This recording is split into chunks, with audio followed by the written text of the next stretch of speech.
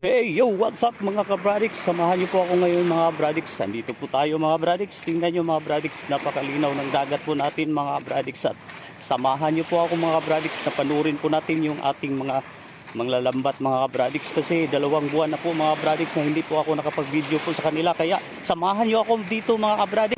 Kung magustuhan niyo itong video na to, don't forget to like and share. At sa hindi pa po nakasubscribe po sa kanyang channel, please subscribe po mga kabradix. At ngayon mga bradix, ito na.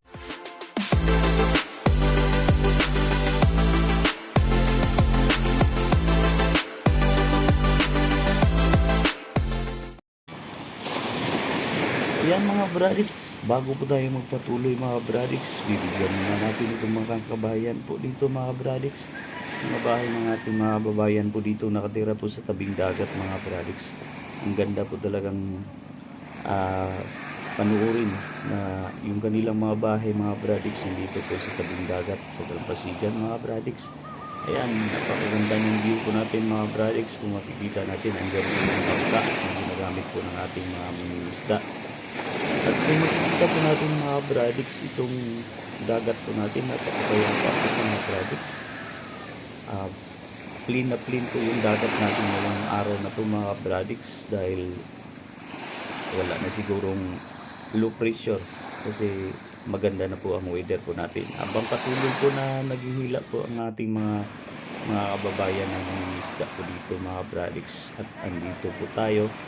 Inabangan po natin sa pagkatapos ng hanggang matapos itong paghihila po nila mga bradix. Titingnan po natin kung marami ba po silang huli. Ayan, ang gandang tingnan ng ano natin, yung dagat natin. Ang dagat po natin mga bradix, hindi po talaga natin masisiguro yung buhay po natin dito, lalo na po sa mga kababayan po natin mga mangingisda mga bradix, kasi iba-iba na yung ano natin, weather po natin. May mga time na bigla lang pong lumalakas po yung hangin at may masamang panahon na dumarating po dito sa sa lugar po natin na hindi po natin inaasahan. Bigla lang po yung ano natin dahil iba na po talaga, tulad ng sinasabi ko, iba na po talaga yung weather po natin. Ayan mga bradix, habang inabangan po natin ang pagkatapos ng kanilang paghihila mga bradix, ayan po makikita natin napaka-excited na po ng ating mga mangingisda dyan na naghihila po ng kanilang lambat. At sana po mga bradix, I hope na marami po silang mahuli sa araw na to. Ayan, napakasipag po talaga. Masipag po talaga yung ating mga dakilang isda mga bradix, diba?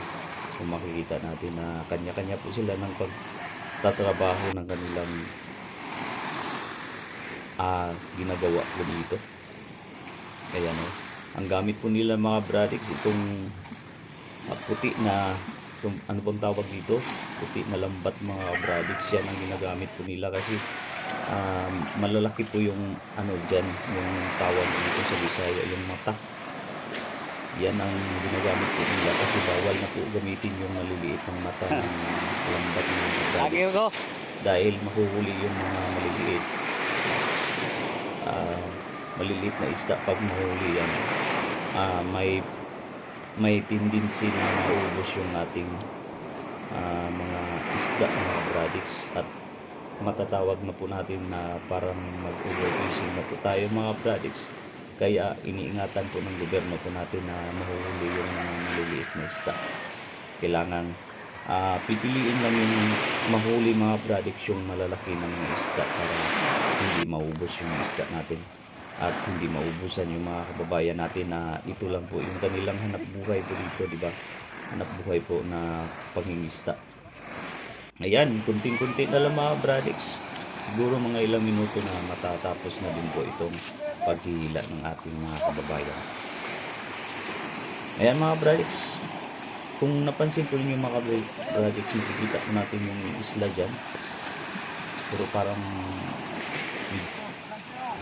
kunti. Yan po ang isla ng Negros. Yung isla ng Negros mga bradix. Kasi nakaano po kami dito, nakaharap po kami sa isla ng Negros mga bradix. Ayan mga bradix, konti na lang matapos na ito mga bradiks at malalaman natin kung marami ba pang huli ang ating agapilang mga dito po sa amin mga bradiks iba po ang mga dito yung pangingisda po dito at season din po dito ang paghuli ng mga isda mga bradiks, ang paglabas ng mga isda dito mga bradiks. Ayan, natapos ang mga bradiks.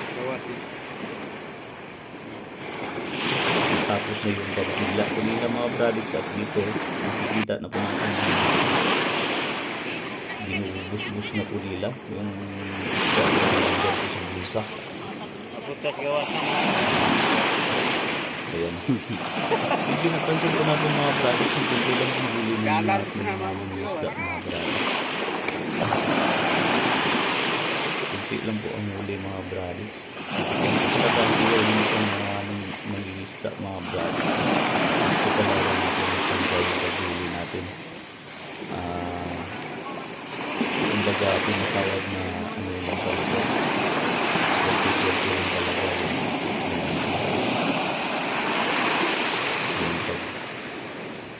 panghuli ng isda, diba? Kung susertihin, marami. Pero kung walang huli, pagpasensya na rin po. Dahil hindi po natin mapili. Ayan po. Ayan. Hinila na po nila yung isda na nahuli ko nila mga bradiks. Yun lang po karami yung isda na nahuli ng ating mga kababayan mga bradiks. Wow, isdang ano talaga mga bradiks, isdang hasa-hasa yung nahuli ko nila. At may kasama pang mga yung tinatawag ko namin dito na samin-samin. Salamin-salamin ang tawag nila sa ibang lugar. At may mga ano pa dito, sapsap, may kasamang sapsap. Pero tulad ng sinasabi ko mga bradiks, hindi naman nahuli yung mga maliliit. Ang nahuli nila, yung malalaki kasi malalaki naman yung butas ng kanilang ano, yung mata, yung tinatawag na mata dito mga bradiks.